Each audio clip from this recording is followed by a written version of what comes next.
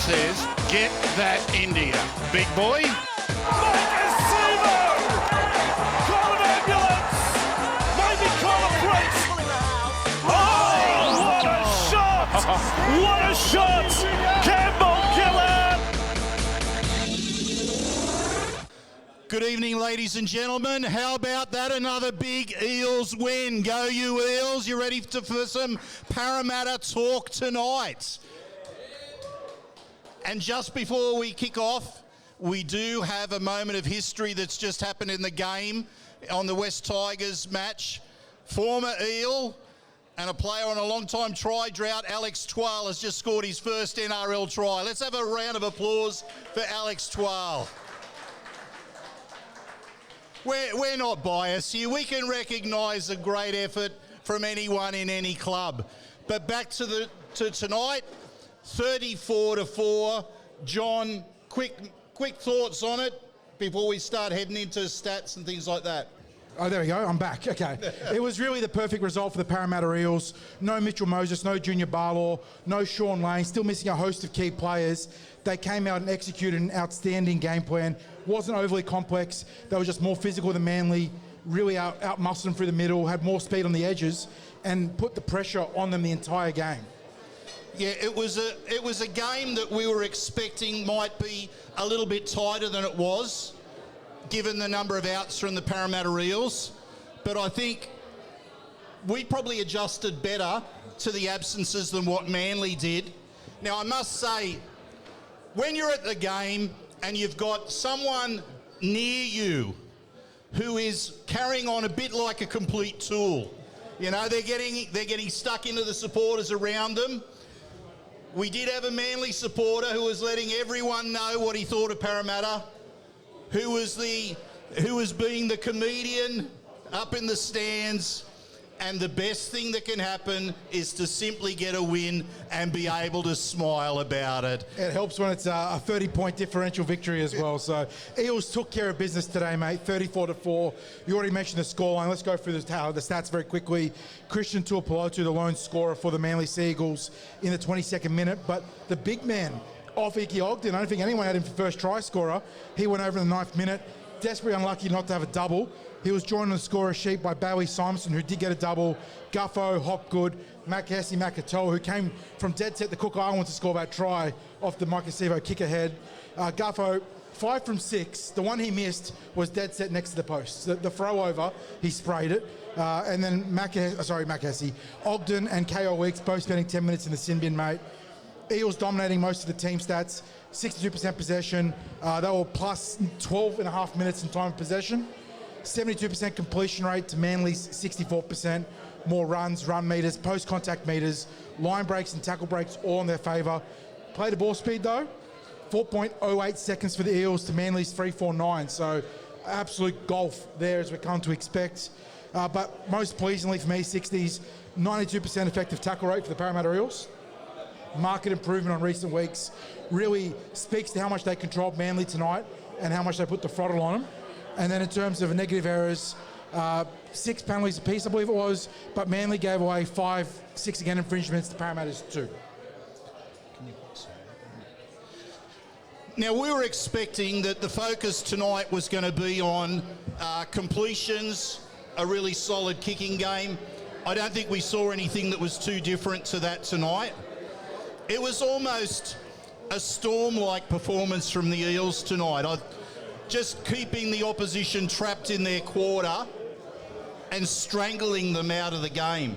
There wasn't one moment, really, where Manly looked like busting out using the pace that they're renowned for out in their back line. I have to admit that was an aspect of the game that was worrying me pre-match. I thought we might see a few trick shots from them, but they were never really in a position where they could execute any of those trick shots. Yeah, Tolatal Kula, Jason Saab, the Eels really put the clamps on that speed out wide. And even the big power units like Paseka and Olakawadu, the Eels really stifled them and stopped them from getting across the advantage line. Yeah, now, I spoke to you after Eels training on Thursday night, and there were 2 things that I said to you after their training efforts. Can you remember what they were? Line speed and defence. Yeah, so line speed, and also the energy. Energy and defense. Absolutely, yeah. the energy. It was one of the best training sessions that I'd seen this year. It was right up there with the session before the Souths game. And you don't always play the way you train 60s. We've seen with the Eels, with other teams, you'll have great sessions, bad sessions, but the inverse result on the field. But in this run of 4 straight wins now for Parramatta over just over a month because there was a bye in there, they've really played the way they've trained. They've been consistent on the field, on the training paddock with their results. One of the things that really pleased me in the training session on Thursday, was something that I really like seeing, was the talk from Joe Offengawe. Mm-hmm. Now, Joe's new to the team, but I can tell everyone here that all through that training session, he never shut up. Even when he was off the field with the interchange players, he was barking out at the forwards in front of him when they were defending, just to keep that energy up, keep them focused. It was a really, really impressive training performance from him, because he was someone that, you know, you're not sure whether they're going to feel their way into the team or whether they're going to completely buy in and see themselves as a full member of that team, like from day one. And I thought I saw that on Thursday night. And I wouldn't go so far as to call it a silver lining getting injured in his first game as an Eel, but having that time off almost allowed him that assimilation period, like getting to integrate better with the team and become a bigger part of the process rather than just walking in and sort of frenetically trying to understand our systems, our structures, the team philosophy. So having those extra weeks off between the injury and the bye really did him well. And you mentioned energy as one of your keywords from training. He was one of those players that came in today and brought the energy. Yeah, and I want to talk about another player that I thought brought a lot of energy, and that was J'maine Hopgood. Yeah, the big man, robbed of a double. He was done dirty out there, still got the first try. I thought he was outstanding. He really played the junior Barlaw replacement role perfectly. Yeah, denied what looked like quite a fair try. I don't know about you, but I'm sure I saw that ball down on the ground, over the line. Ogden should have had a double tonight. And speaking of another man that was denied a double, Mike Acevo denied 2 tries over in that left-hand corner to go with the try he was denied last week. So he's on a run of 3 disallowed tries, where he should be miles ahead now in the leading try scorer. He should be just about unbackable for the Ken Irvine medal at this point. But the bunker's done him a bit dirty in the last 2 games. Oh, they've done him dirty, all right, because the NRL admitted they got it wrong with the disallowed try last week. They apologised to the club for getting it wrong. It should have been a try. There was nothing the players could have done different to stop that, to ensure that try was awarded. Maybe I can accept there may have been a level of interference, a level of obstruction in one of those tries tonight. The first one, Bailey, I think, was probably guilty, yes. It's doubt. I mean, I've got my doubts about whether it could have been, he could have stopped the try, the Manly defender, but I will give it to the letter of the law. But, you know, that's a big call, that knock-on call. Well, we just saw a couple of sets before they ruled Ruben Garrick had knocked back on a contest on that same goal line, almost the exact same blade of grass, actually. And I was okay for that decision, but then they tell us that he knocked on in the following play where they say the ball rotates forwards. Like, the ball can rotate forwards and also be going backwards. There's multiple planes in action here. Now, the no penalty try at the start of the game. Your thoughts on that? I think it was the right call. There was a Manly defender in the right there on the ball, so at the very minimum it would have been a contest for the grounding. But yeah, it was a silly play from KO Weeks. Very easy sin bin. And of course, we end up with the Seagulls being a player down for the next 2 minutes. We get 2 tries. We bank 2 tries. That's just about as good as it gets in a 10-minute sin bin period. And we're actually on the roll for a 3rd straight one when the Bryce Cartwright pass to Will Penasini just got behind him. But the Eels played, like the entire game, handled that period of play professionally, and they banked those 2 tries and really took control of the proceedings. They're in their 4th. Now, without knocking an opposition player, because I think he's a talent, Ola Kawatau.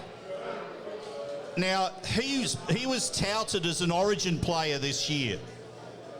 There was a big push from the media to get him in the Origin team. And you could see why. Oh, yeah. I mean, he's a powerhouse carrying the ball. But I want to ask you a question about his defence. Is Olakau'atu's defence up to Origin standard?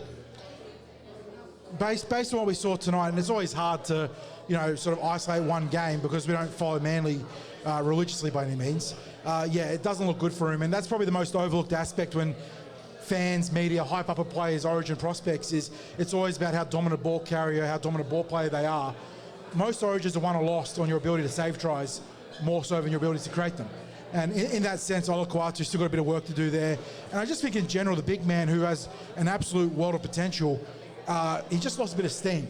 It's always a long run towards Origin from the start of a season. And, Manly's sort of had their plight waver a bit too. And Olakau'atu's really been a victim of that. He hasn't had the same impact consistently that you want to see from an Origin forward. Now, tonight we had both teams missing key players. The halfbacks for both teams, 5'8" for the Eels, fullback for Manly. We're talking about key spine outs there. But the forward battle, a lot of Eels missing from the forwards. We still took it to Manly and absolutely smashed them tonight. I don't want to discredit the backs because they've been so good in this run as well, but the rise and rise of a lot of our fringe prospects during this month plus of football now with those 4 straight wins has been a real revelation. Offa Ogden, Makahesi Makatoa, Matt Dory, Luca Moretti, Andrew Davey, who's coming good now, Bryce Cartwright's in phenomenal touch. All these guys who aren't representative calibre players are playing borderline representative calibre football. And when you have a luxury, an absolute glut of riches in the forward pack establishing that kind of platform, it's no wonder the Eels have not only gone 4-0, but they've gone 4-0 comfortably. Yeah, it's going to be hard to pick a 3-2-1, but I'm really keen, everyone, just to get a bit of an idea about what your thoughts are for the best players on field.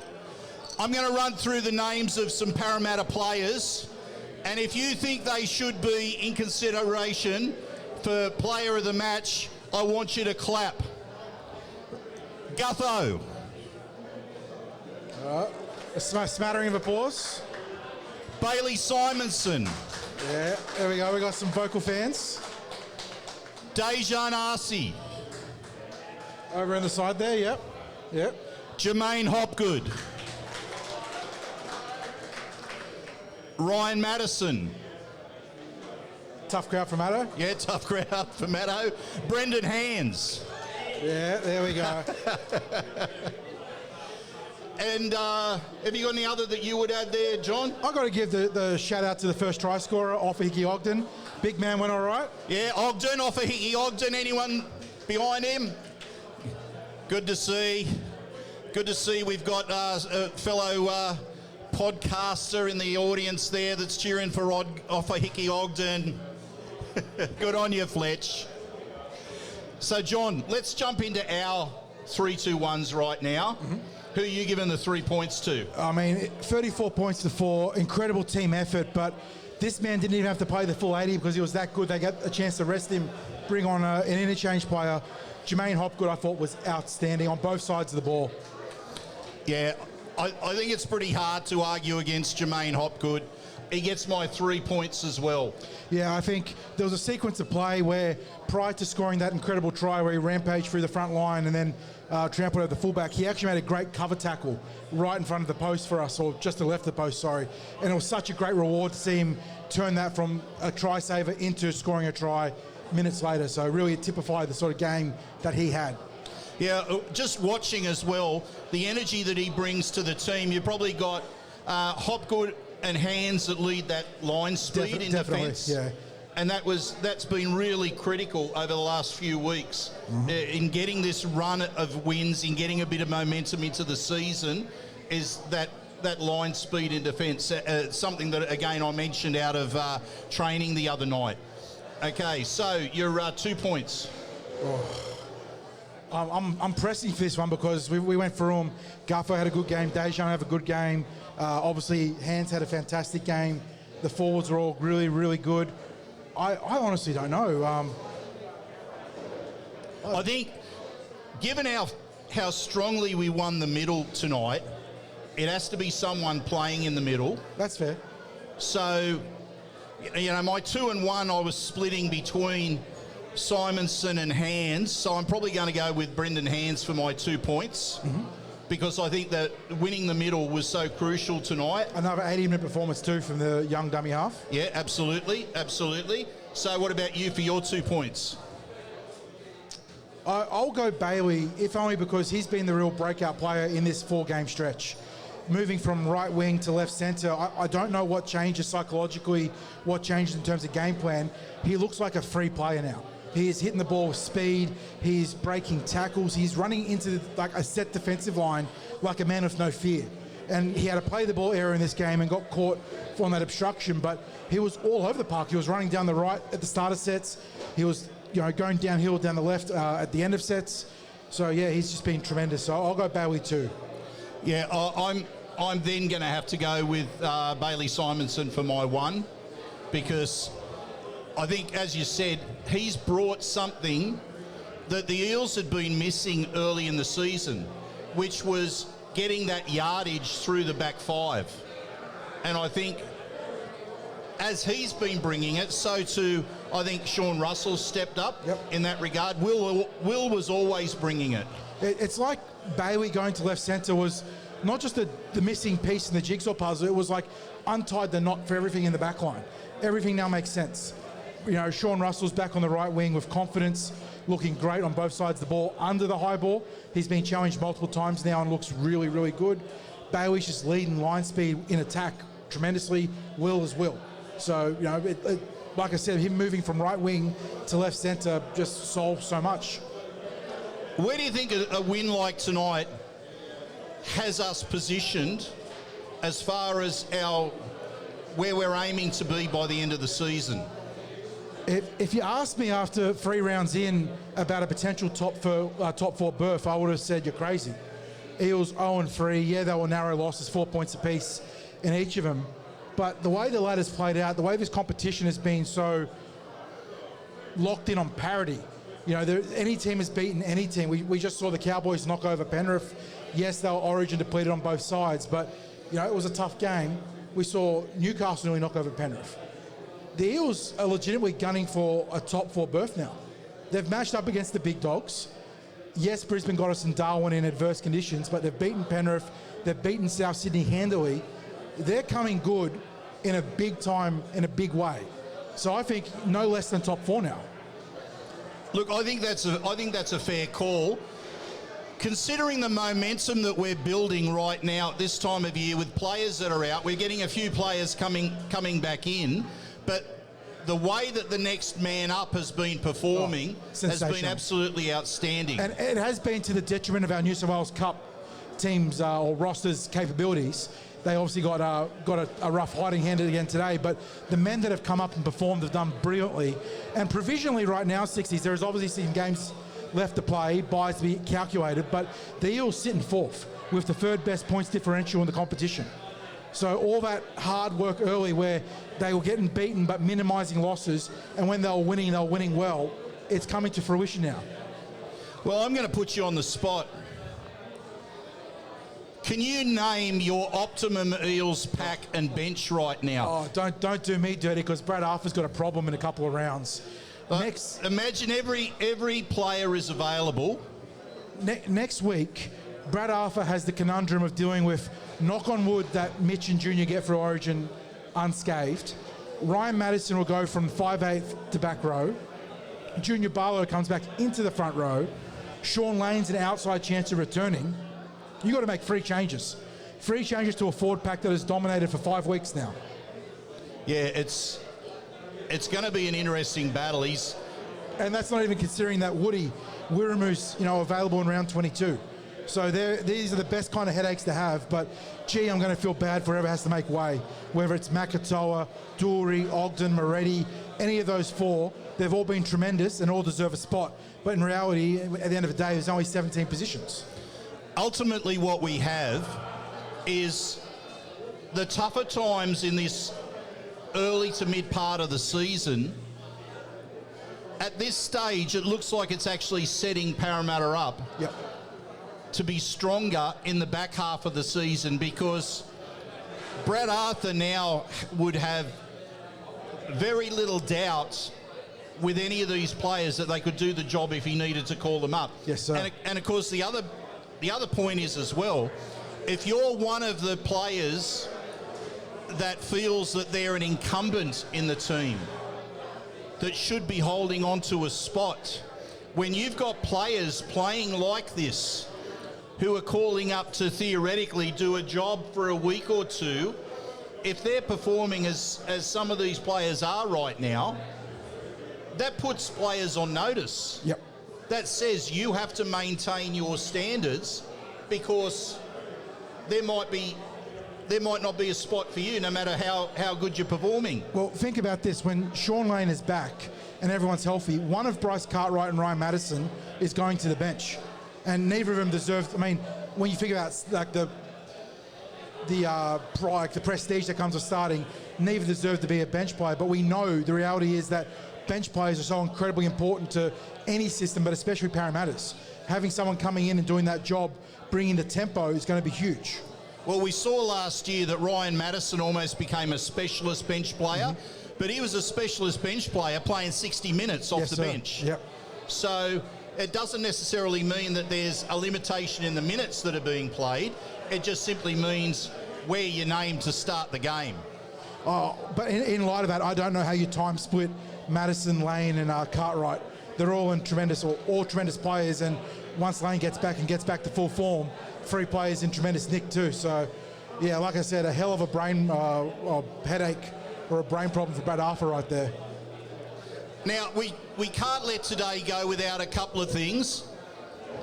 First of all, last week, ladies and gentlemen, we saw the coach, Brad Arthur, move into the position of being the longest tenured Parramatta Eels coach in the history of the club.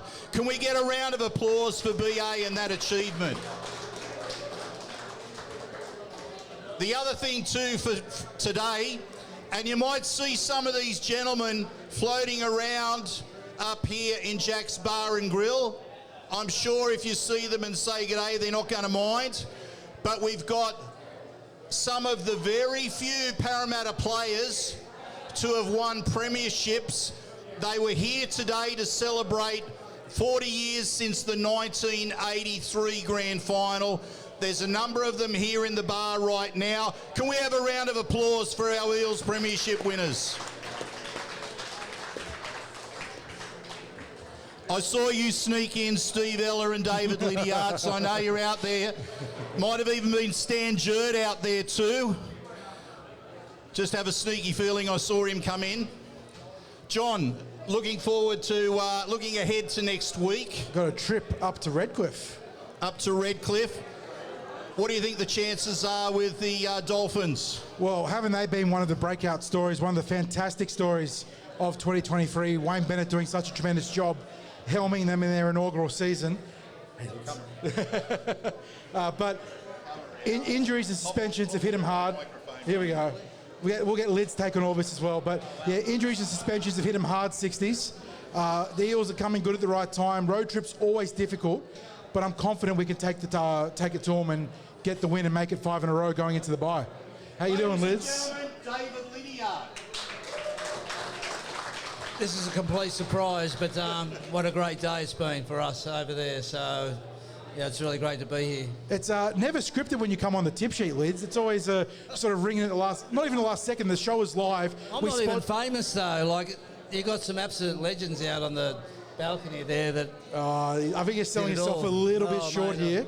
I was very lucky to be a part of this great club, and it was really great to get a ring today, and very special. You know, I think the boys showed that 81, 82, 83, 86. Something that we 60s and I always see whenever there is an event, whether it's the Blue and Gold Alliance or something the club's put on, the camaraderie in that 80s team is genuinely special. Like the synergy, the relationships, the brotherhood, you really can't describe it, can't you? Well, we've been mates for 40 years, and we've been talking that it's close now. Blokes are starting to get old. We've got a few old blokes in the side, and you never know where it's going to go. I don't even want to go down that road, but we've been very lucky to stick together as a great group. We catch up every year for a reunion, and they're the best bunch of blokes you could ever meet. That's why it's not just about celebrating the achievement, but coming together for you boys is special for keeping that that connection going as long as possible, isn't it? Well, it was amazing. We obviously couldn't get one bloke there. Jeff Bugden couldn't make it. He was the only one. So every bloke that played in those grand finals and was part of it. The coaches, obviously we've lost Jack Gibson and Ron Massey, but everyone turned up, and the rings are amazing. My wife's got it. I let you all have a wear of it. I've lost it 3 times today, so it's been taken off me.